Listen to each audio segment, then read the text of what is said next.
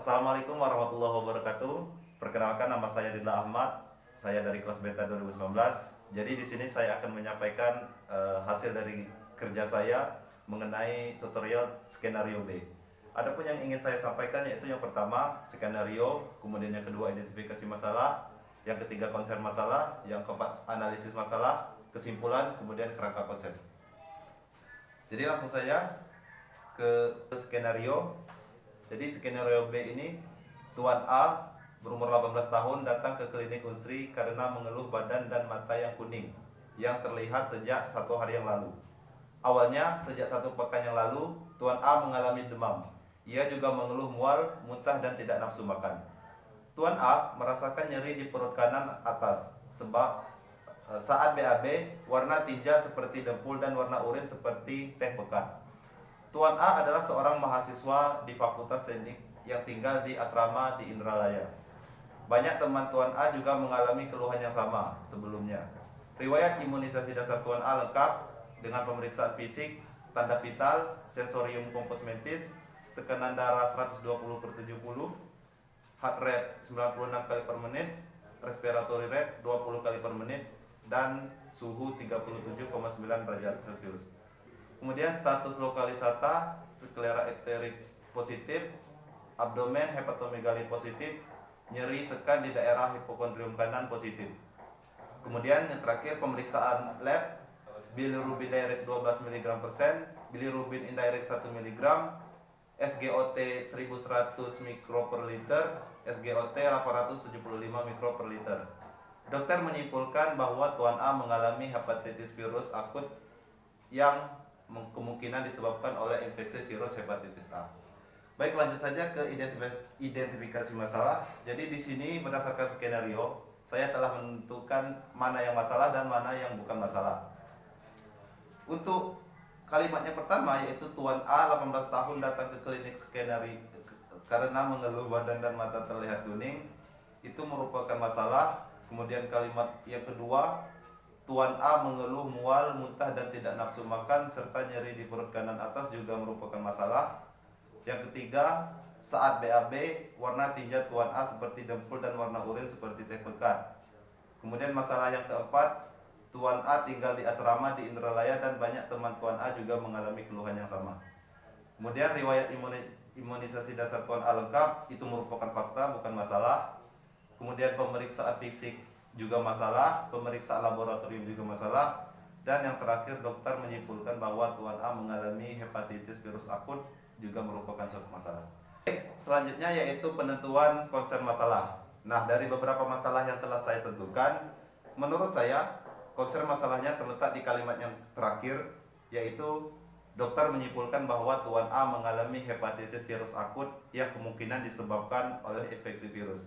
Nah, adapun alasan saya mengapa memilih kalimat terakhir sebagai konsen masalah, karena beberapa masalah yang ada di skenario itu menurut saya diakibatkan karena adanya infeksi hepatitis virus yang menyerang Tuan A. Jadi penyakit hepatitis ini menyebabkan masalah-masalah lain yang dialami oleh Tuan A. Itulah mengapa saya menentukan bahwa kalimat yang terakhir ini merupakan konsen masalah. Adapun konsen yang kedua yaitu tentang pemeriksaan laboratorium, di mana bilirubin directnya ada 12%, kemudian bilirubin indirectnya ada 1% atau 1 mg. Kemudian masalah yang ketiga itu pada kalimat yang pertama dan kedua itu setara menurut saya. Kemudian masalah yang keempat yaitu saat BAB warna tinja Tuan A seperti dempul dan warna urin seperti teh pekat. Kemudian masalah yang kelima yaitu Tuan A tinggal di asrama Indralaya dan banyak teman A juga mengalami keluhan yang sama. Lanjut ke tahap yang berikutnya yaitu tentang analisis masalah.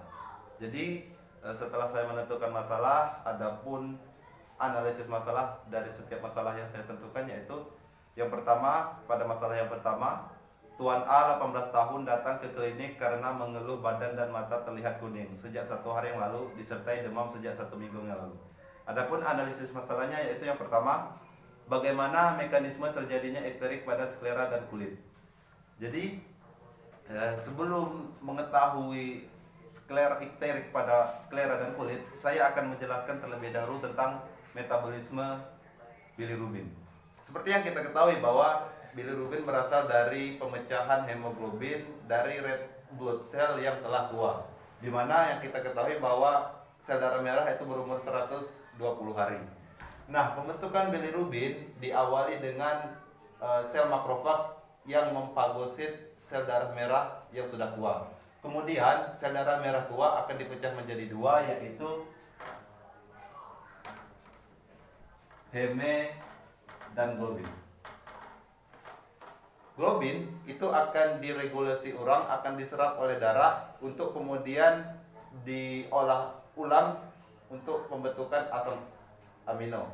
Sementara heme ini dipecah menjadi 3 bagian, yaitu CO, Fe, dan perforin. Nah, untuk CO ini akan diekskresikan keluar sebagai bahan sisa, sementara Fe akan diregulasi ulang untuk pembentukan hemoglobin baru, dan perforin inilah yang disebut dengan biliverdin.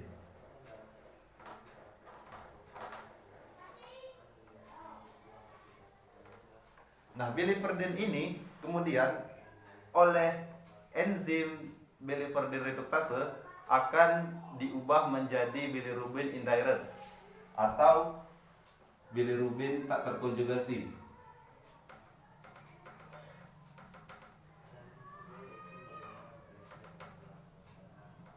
Nah, adapun bilirubin indirect ini dia bersifat lipofilik, artinya ia lebih suka dengan lemak daripada air. Nah, kan pada saat memfagosit sel darah merah itu biasanya terjadi di organ limfatik. Nah, dari organ limfatik menuju ke hepar itu kan melalui pembuluh darah. Nah, akibat bilirubin indirect yang bersifat lipofilik, dia tidak bisa langsung melalui pembuluh darah, melainkan harus diikat oleh suatu protein agar dapat melalui pembuluh darah. Nah, nama proteinnya yaitu albumin. Jadi, bilirubin indirect yang masuk di pembuluh darah akan dibawa oleh albumin ke dalam hepar. Kemudian bilirubin indirect yang sudah masuk ke hepar itu akan ditambah dengan asam glukuronat.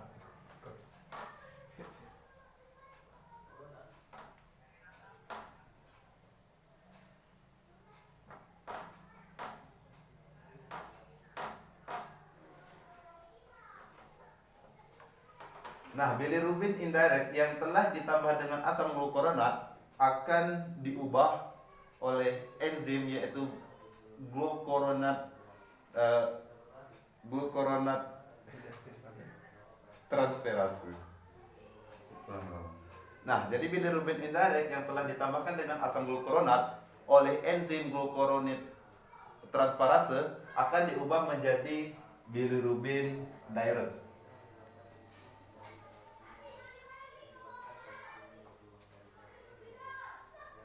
Nah, bilirubin direct inilah yang nantinya akan menjadi salah satu komponen dalam pembentukan garam empedu.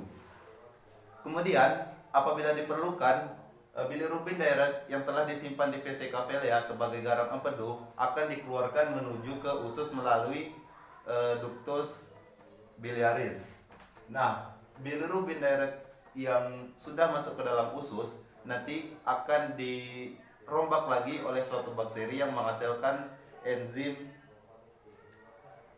B-glucuronidase. Nah, oleh enzim ini bilirubin direct akan diubah menjadi urobilinogen. Nah, kemudian oleh bakteri juga urobilinogen akan diubah menjadi stercobilin dan urobilin. Nah, stercobilin dan urobilin inilah yang akan mewarnai feses dan juga urin yang kemudian menjadi berwarna kuning. Sementara tidak semua urobilinogen itu dipecah menjadi stercobilin dan urobilin, melainkan ada yang kembali ke dalam usus untuk kemudian dicerna kembali yang masuk ke hati. Nah, siklus inilah yang disebut dengan siklus enterohepatik urobilinogen.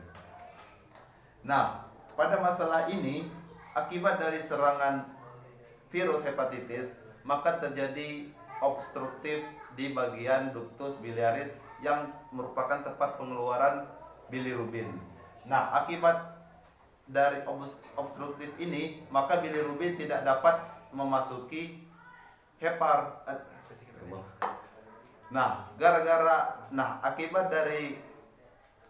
dari obstruktif ini, maka bilirubin tidak dapat memasuki usus. Akibatnya bilirubin akan tetap berada di dalam pembuluh darah. Nah, bilirubin yang terdapat di dalam pembuluh darah inilah yang nantinya akan menyebar ke seluruh tubuh. Itulah yang menjadi penyebab mengapa kulit dan sklera berwarna kuning. Nah, kenapa sklera berwarna kuning? Itu akibat sklera kan pada dasarnya itu tidak berpigmen. Nah, otomatis ketika ada unsur pigmen yang masuk kepada sklera, maka ia akan lebih berwarna sesuai dengan warna yang mempengaruhi pigmen tersebut. Kemudian analisis masalah yang kedua, bagaimana keterkaitan antara demam dengan kasus ini? Nah, demam seperti yang kita ketahui merupakan salah satu bentuk reaksi inflamasi dari tubuh ketika terdapat sel-sel lain yang masuk ke dalam tubuh. Nah, ketika fagosit itu memfagosit organel lain, maka akan timbul rangsangan fagosit untuk mengeluarkan pirogen. Nah, salah satunya yaitu interleukin. Nah, interleukin ini akan kemudian beredar di area hipotalamus yang kemudian akan memicu untuk mensekresi prostaglandin. Nah, prostaglandin inilah yang nanti akan menyetel ulang termostat di hipotalamus yang kemudian akan menaikkan suhu tubuh sehingga metabolisme dari bakteri itu dapat berkurang.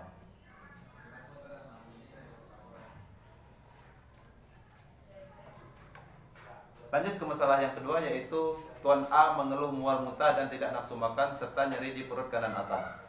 Nah, adapun analisis masalahnya yaitu bagaimana keterkaitan antara mual muntah dan tidak nafsu makan dengan kasus ini. Jadi, kan seperti yang kita ketahui bahwa Tuan A ini mengalami obstruktif di duktus yang merupakan tempat pengeluaran garam empedu. Nah, ketika saluran ini terganggu, maka garam empedu pun tidak dapat dialirkan ke dalam usus. Akibatnya, gaster yang tadi berisikan makanan itu yang mengandung lemak itu tidak dapat dicerna oleh usus karena terhalangnya garam empedu yang memasuki ke dalam usus. Akibatnya, lemak-lemak yang ada di dalam gaster itu menumpuk sehingga menyebabkan terjadilah tegangan itu distensi ya? Iya. Sehingga terjadilah distensi di area gaster. Akibatnya akan timbul rangsangan mual sebagai salah satu bentuk untuk mengeluarkan isi yang ada di dalam gaster, juga termasuk muntah. Nah, untuk tidak nafsu makan itu terjadi akibat kan gaster tadi penuh. Nah, otomatis kita tidak ada nafsu makan karena gaster kita sudah penuh. Lanjut ke analisis masalah yang berikutnya. Saat BAB warna tinja Tuan A seperti dempul dan warna urin seperti teh pekat. Kemudian analisis masalahnya, bagaimana fisiologi pembentukan warna feses dan urin normal.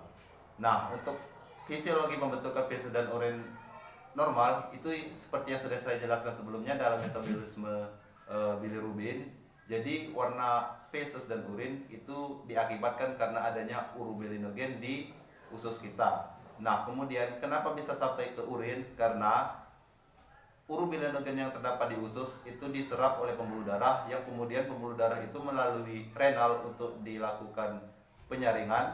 Nah, maka terdapatlah kandungan urobilinogen di dalam urin. Kemudian untuk warna feses tadi juga sudah dijelaskan akibat terdapat sterkobilin dan urobilin.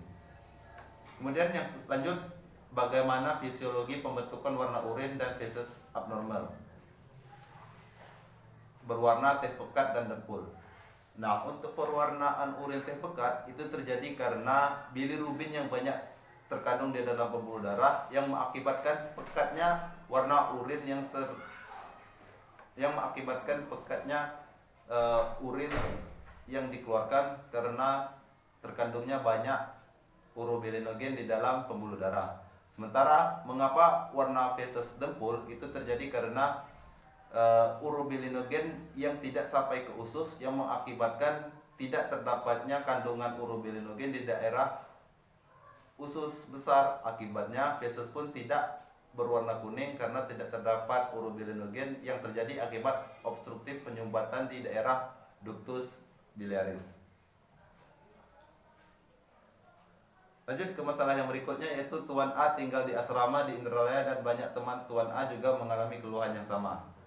Analisis masalahnya itu bagaimana epidemiologi dari hepatitis A.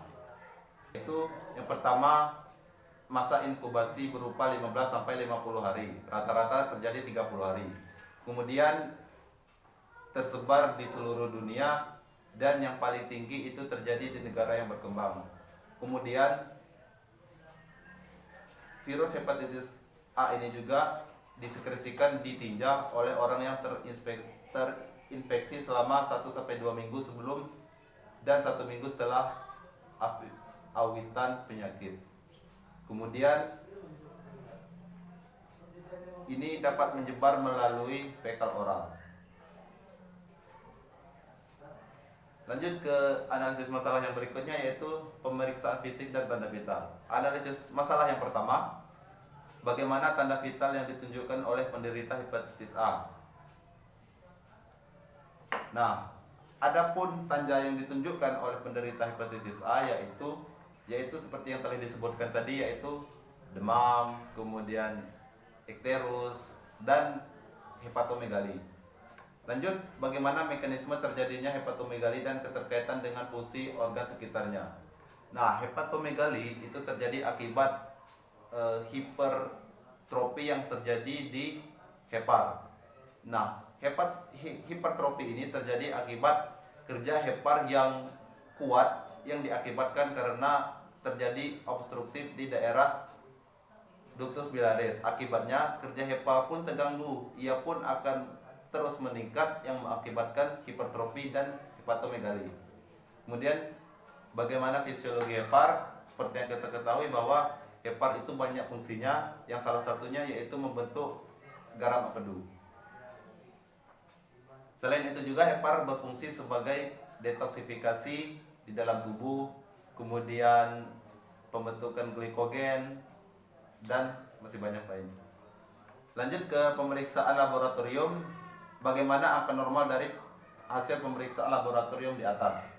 Nah, untuk bilirubin direct sendiri itu maksimalnya yang ada di dalam tubuh yaitu kurang dari 0,3 mg per desiliter.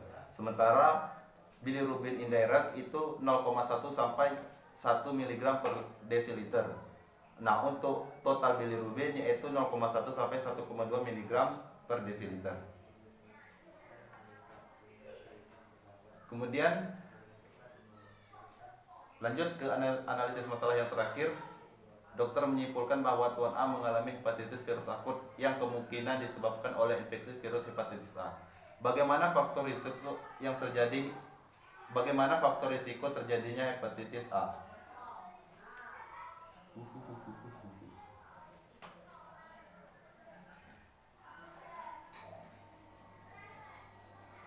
Nah, adapun faktor risiko terjadinya hepatitis A yaitu virus ini yang pertama ditularkan dari secara fekal oral dari makanan dan minuman.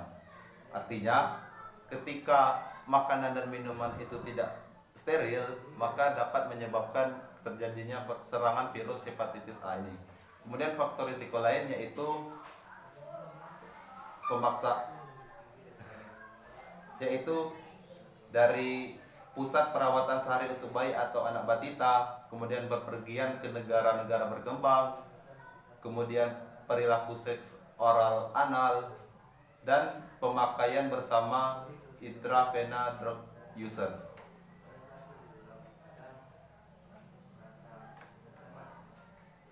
Nah, adapun kesimpulan dari apa yang telah saya sampaikan tadi yaitu Tuan A mengalami hepatitis virus akut yang diakibatkan karena infeksi virus hepatitis A. Nah, adapun kesimpulan dari apa yang telah saya sampaikan tadi yaitu Tuan A mengalami hepatitis virus akut yang diakibatkan karena infeksi virus hepatitis A.